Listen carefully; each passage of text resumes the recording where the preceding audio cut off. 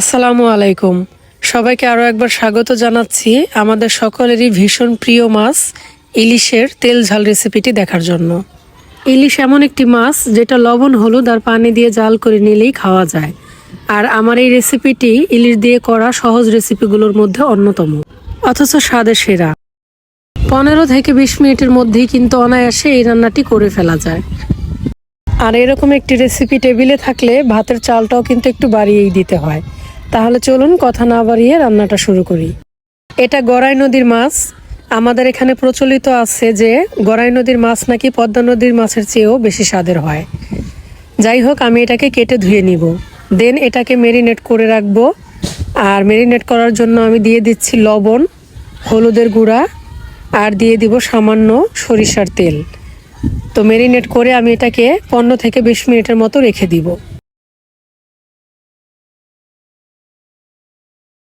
মাছটা যেহেতু 1 কেজি ওজনের ছিল, তাই আমি এটাকে কোলগাদা করে কেটে নিয়েছি ডিম সহ।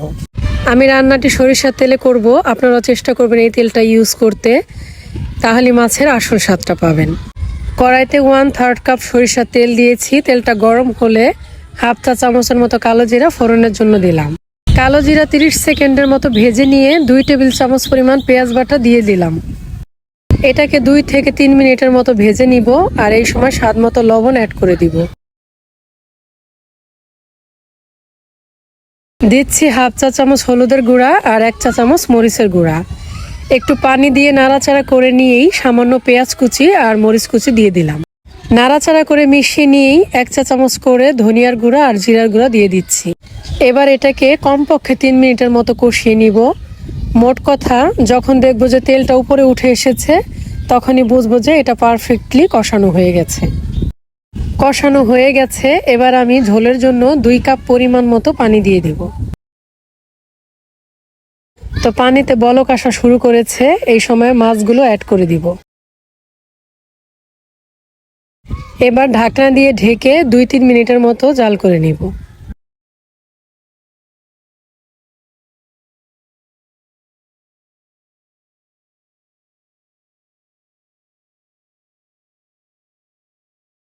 এবার ঢাকনা খুলে সাবধানে একটু নাড়াচাড়া করে দিতে হবে।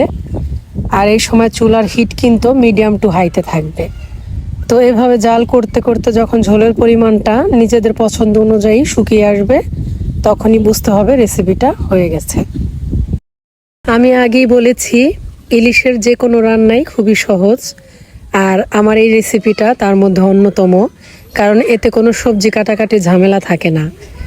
আমাদের অনেক সময় হয় না যে কোনো কিছু রান্না করতে ইচ্ছে করে না, সেই সময় কিন্তু খুবই ঝটপট করে এই রেসিপিটি করে নেওয়া যায়। তাছাড়া খাবার টেবিলে যদি এই মেনুটা থাকে, তাহলে অন্য কোনো কিছুর দিকে কিন্তু আপনার তাকাতেই হবে না। এইটা দিয়েই খুবই তৃপ্তি সহকারে পেট ভরে খেয়ে নিতে পারবেন। মাছের ঝোলটা শুকিয়ে এখন এই পর্যায়ে এসেছে। এখন আমি এটাকে নামিয়ে নিব।